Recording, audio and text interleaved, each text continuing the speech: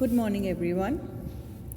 Today we are going to do the poem The Election by Sitakant Mahapatra. One of the major voices in contemporary Oriya poetry, Sitakant Mahapatra, born in 1937, combines the roles of an academician, translator, poet, and critic. Much of his work is marked by simplicity of language and themes and emphasizes the necessity of life to go on in the face of cruelty and death. He raises the age-old human quest for a measure of understanding which can confer some degree of peace in his poems. The election creates an almost surreal picture, juxtaposing private agonies and trappings, both material objects and emotions of an election. The poverty and hunger which ravages the villages of Orissa, causing starvation deaths, is the background to be kept in mind while reading this poem. But in spite of the despair which pervades the life of the poor villagers, their duty as citizens is inescapable. When it is time for the elections, they have to exercise the anguish, the pain of choice, unmindful of their grief and agony. Set against the poverty of the village,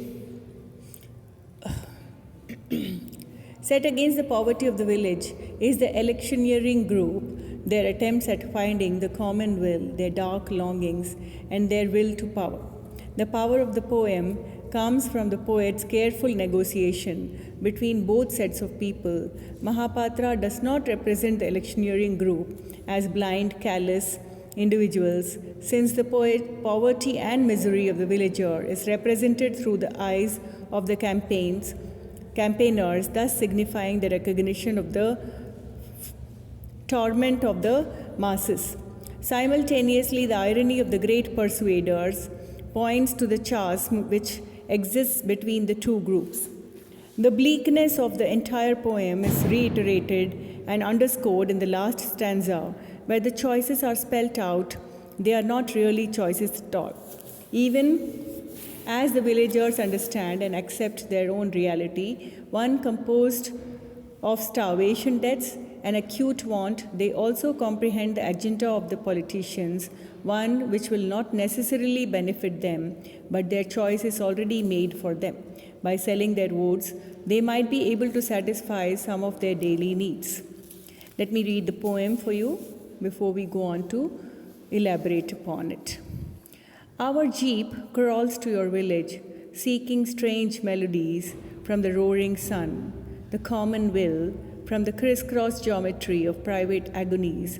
Our dark longings don't touch you, nor our trappings of posters, symbols, speeches, handbills, for your grief outlives empires.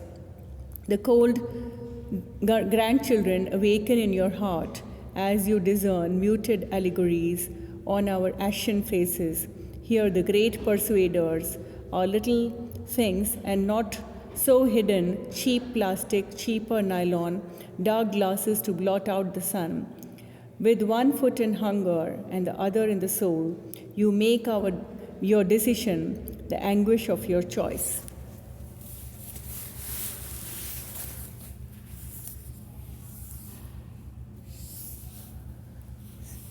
Sitakant Mahapatra, as I told you, is an Oriya writer belonging to the post-colonial era. In his writings, he tries to go against the trend of romanticizing the past and instead focuses on the reality and the presence of movement. The reality in his work is not what we see or perceive with our eyes, but the reality of life. The poem, The Election, is based on the post-colonial disillusionment. The poem is a narrative of an election day in India. A politician is the narrator of the poem who has come to campaign for the votes in the remote area. The poem is a satire on the rule of people in India. In the beginning, we find that he has criticized politicians, but at the end of the poem, the criticism moves from the rulers to the commoners and the failure of democracy is revealed. Stanza 1.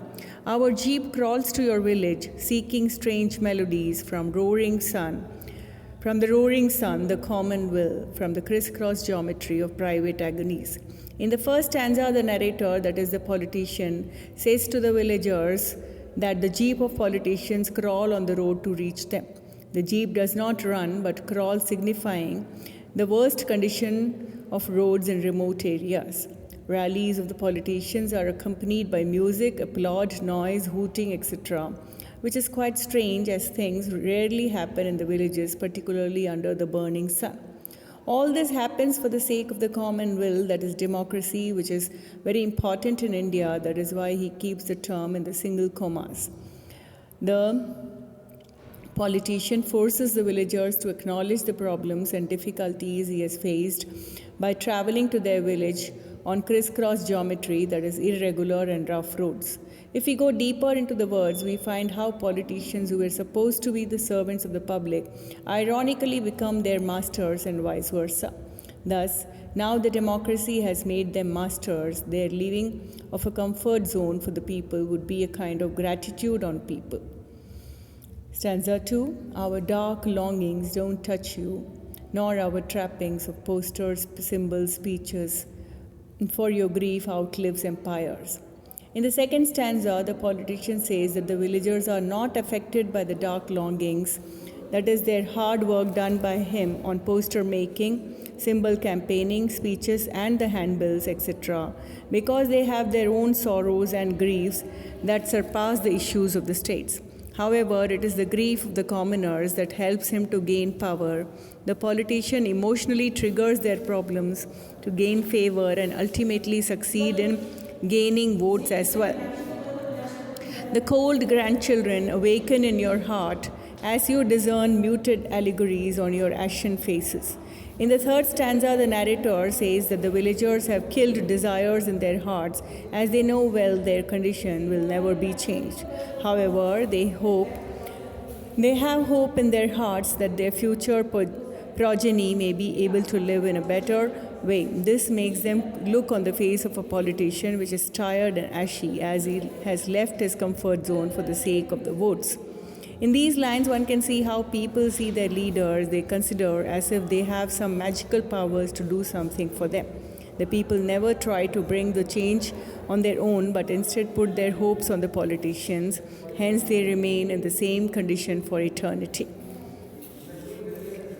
Here, the great persuaders are little things, and not so hidden. Cheap plastic, cheaper nylon, dark glasses to blot out the sun. In the fourth stanza, the narrator exposes the real face of democracy in India. According to him, it is not hidden, but the very common fact that in such remote areas, the politicians, need not do something big and extraordinary for the votes, but providing cheap things like plastic, nylon, glasses, etc. during the campaign period will do.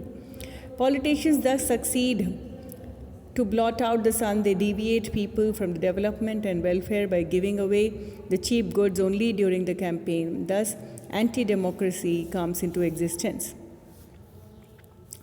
In the last stanza, with one foot in hunger and the other in the soul, you make your decision the anguish of your choice.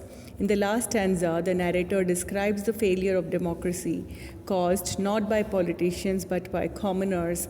The people on one hand become selfish in their demands and ask for livelihood to the rulers at any cost. On the other hand, they talk about soulful things like basic rights, social change, etc. They cannot decide to which side they should go and ultimately fail in making the right decision. The social issues like inequality, class divide, and poverty are not because of politicians but because of the choice of the people. Hence, the narrator explains how a task like election, which was meant for the welfare of people and which could bring about the change in the country, becomes a miser task of corruption and malpractices. This poem was translated from Uriya by the poet himself. The common will means the will of the people, the choice of the people, the voting right. Trappings means all the things that are a part of a typical of a job and accompany it.